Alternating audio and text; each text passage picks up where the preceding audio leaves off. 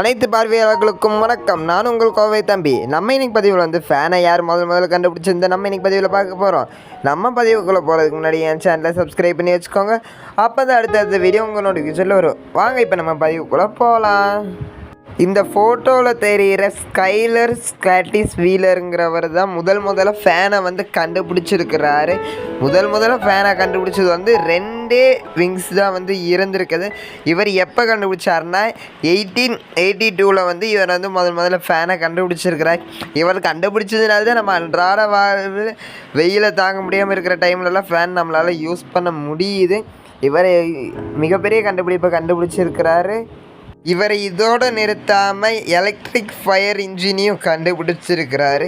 இவர் பெரிய படைப்பெல்லாம் பண்ணியிருக்கிறாரு. இவரை போன்ற சயின்டிஸ்ட்டை பற்றிய ஃபேக்ட்ஸ் பார்க்க என் சேனலை சப்ஸ்கிரைப் பண்ணிக்கோங்க. நன்றி, வணக்கம்.